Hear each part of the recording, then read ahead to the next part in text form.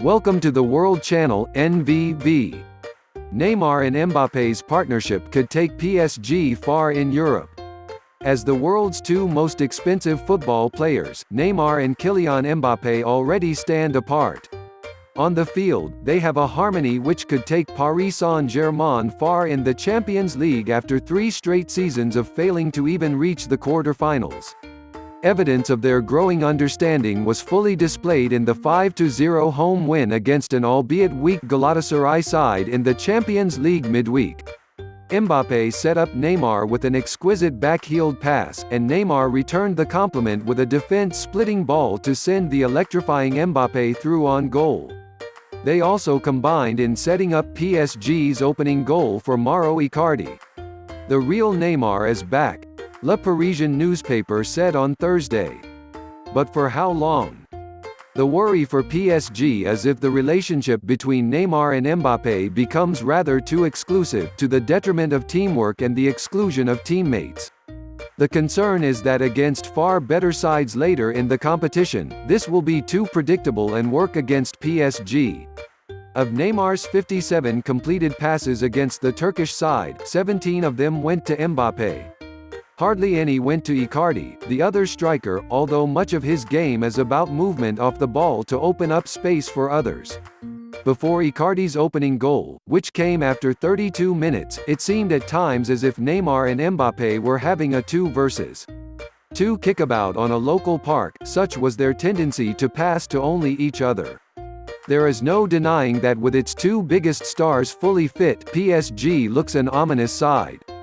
Neymar set up Mbappe's goal last Saturday in a 3-1 win at Montpellier, where they also combined superbly for Icardi's score.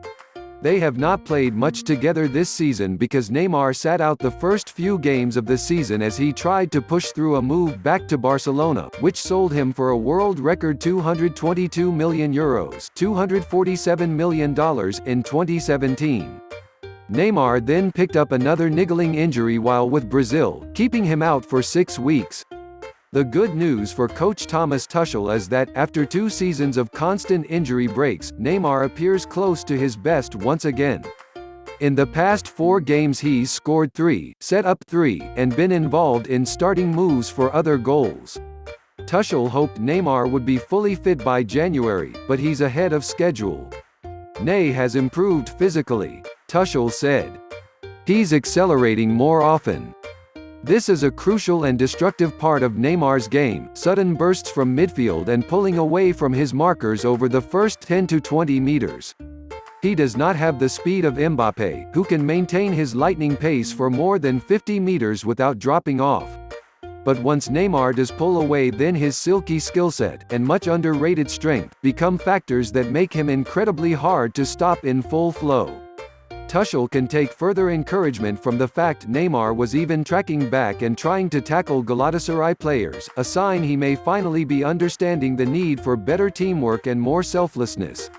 Neymar, however, showed against Montpellier that he still has an irritating need to showboat and verbally provoke opponents. He's a bit petulant, a bit haughty with everyone. Montpellier striker Andy Delors said. I told him he needs to respect people. When everyone idolizes you, then you need to show the right education. Mbappe, then 18, joined PSG from Monaco in a deal worth €180 million $200 million. He netted his 100th club goal on Wednesday, 1 week before his 21st birthday. Mbappe was desperate for Neymar not to rejoin Barcelona. Now that he has stayed, they both need to justify their hugely costly partnership by taking PSG far in Europe. The cash-rich club has only once reached the semi-finals. That was in 1995, long before the current Qatari ownership bought the club in 2011. Ronaldo scores as Juventus beats Leverkusen in Champions League. Leverkusen, Germany. Cristiano Ronaldo scored as Juventus finished the Champions League group stage with a 2-0 win at Bayer Leverkusen on Wednesday. Juventus was already assured of topping Group D and seemed sluggish at times in Germany, before Ronaldo scored from close range off substitute Paulo Dybala's cross in the 75th minute. It was the Portuguese star's second goal in the Champions League this season. Gonzalo Higuain made it 2-0 in stoppage time after another assist from Dybala as Juventus bounced back from its first loss of the season against Lazio on Saturday.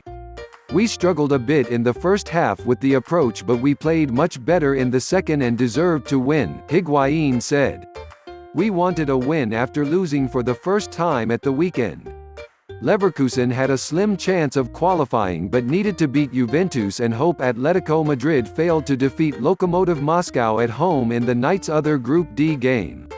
Hope faded fast for Leverkusen as João Felix's 17th-minute penalty put Atletico on the way to a 2-0 win. The German club finishes third in the group.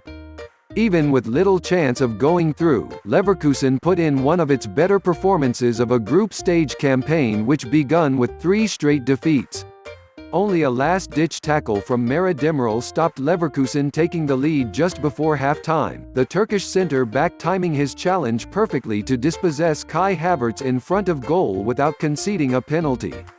Kerem Demirbay shot just wide early on, and Moussa Diaby hit the post with a speculative curling shot from long range.